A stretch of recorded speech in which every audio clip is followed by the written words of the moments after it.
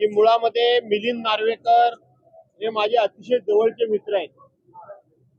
मिलिंद नार्वेकर आणि माझ्यामध्ये कुठल्याही प्रकारचे मतभेद नाहीत, कुठल्याही प्रकारचा वाद नाही. पहिली सुरुवात झाली ती थोडीशी त्यांच्या समज गैरसमजातून झाली. 19 तारखेला ज्या वेळेला षण्मुखानंद हॉलमध्ये आमच्या वर्धापन दिनाचा कार्यक्रम होता आणि त्या कार्यक्रमाला प्रचंड अशा प्रकारची गर्दी लोटली होती आणि अनेक लोकांना आतमध्ये प्रत्यक्ष हॉलमध्ये जायचं होतं, पण त्यांना आतमध्ये जाणं शक्य नव्हतं. ज्या वेळेला माझी गाडी आली त्यावेळेला सगळ्या शिवसैनिकांनी गराडा घातला आणि मला विनंती केली की आम्हालाही तुम्ही बरोबर घेऊन चला. म्हणून मी गाडीतून खाली उतरलो आणि लोकांना समजावत थोडा मीडियाशी बोलत हळूहळू मी गेटच्या आतमध्ये गेलो. आणि त्यावेळेला मुंबई आज तकला एक आमच्या त्या अनुजा धातकरस म्हणून आहेत, त्यांनी माझा बाईट सुरू केला होता. त्या दरम्यान कोणाची तरी गाडीचा हॉर्न हा सातत्यानं वाजत होता. का वाजत होता? तर समोर शिवसैनिक प्रचंड मोठ्या प्रमाणामध्ये गर्दी करून होते आणि त्यांना आतमध्ये यायचं होतं आणि म्हणून गाडी जाते असेल तर त्या गाडीतून आम्हालाही कोणीतरी घेऊन चला असा त्यांचा थोडासा हट्ट होता आणि म्हणून बराच वेळ हॉर्न वाजत होता. हॉर्न वाजत असताना एकदाचा दरवाजा उघडला आणि त्याच वेळेला 5-25 शिवसैनिक दोन्ही बाजूला पडले त्या गाडीवरून आतमध्ये येण्याच्या याच्यामध्ये.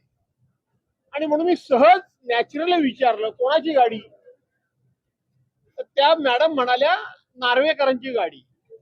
खरं तर विधानसभेचे अध्यक्ष नार्वेकर जे आहेत ते माझ्या डोक्यामध्ये बसलेले आहेत. मी तुम्हाला खरं आहे ते सांगतो. विधानसभेचे जे अध्यक्ष नार्वेकर आहेत त्यांची जी कामकाज करण्याची पद्धत आहे ते माझ्या प्रचंड डोक्यामध्ये बसलेले आहेत. त्यामुळं नार्वेकर कुठले नार्वेकर हे मला काय फार क्लिक झालं नाही आणि म्हणून मी एका क्षणात बोलून गेलो नार्वेकर असलेलं काय झालं. शेवटी एवढी गर्दी असल्यानंतर आमच्यासारख्या नेते मंडळींनी 4 पावलं लोकांबरोबर चाललं पाहिजे, हा त्यातला प्रमुख हेतू.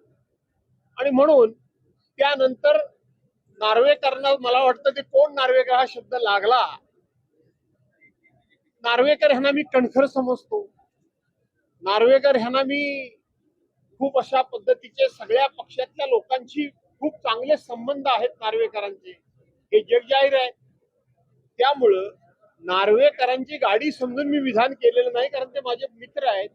आणि दुसरं त्यांनी काल जे ट्विट केलं त्या सगळ्या पक्षातल्या संबंधाचा उपयोग हा मला विरोधी पक्ष नेतेपद करून घेण्याकरता म्हणून ते मुख्यमंत्र्यांकडनं करून घेणार असतील तर मला त्याचा आनंद आहे.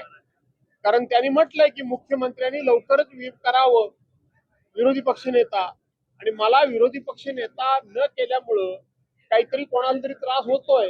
मला वाटतं माझे मित्र मिलिंद नार्वेकर यांनाच जास्त त्रास होतोय, कारण मला विरोधी पक्ष नेता करत नाही. त्यामुळं महाराष्ट्राची अडचण झाली.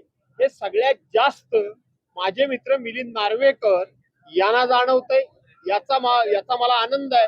त्यामुळं आमचं दोघांचं भांडण काही नाही. आता माझ्या अपेक्षा वाढल्या आहेत की मिलिंद नार्वेकरांनी मनावर घेतल्यामुळं मुख्यमंत्र्यांकडून लवकरच माझी विरोधी पक्ष नेता म्हणून निवड होईल. माझ्या दृष्टीने तो आनंदाचा दिवस आहे. ओके. शिवसेनेच्या मेळाव्याला काय येते?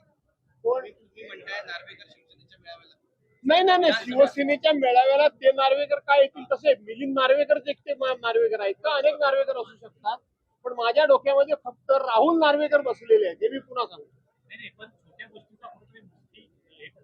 काय नाही, हे इझिली घेण्यासारखाच विषय आहे. आम्ही मित्र आहोत, आता 2:30 वाजता बैठकीला भेटूच, आम्ही काय अडचण नाहीये. पण ते एवढे नाजूक असतील, एवढे हळवे असतील हे मला माहित नव्हतं. ते मला त्या निमित्तानं कळलं की त्यांना लगेचच ते असह्य झालं, त्यांना ते सहन झालं नाही, कारण मैत्री आमची तेवढी असल्यामुळे ते हळवे झाले. एवढाच त्यातला मुद्दा. बाकी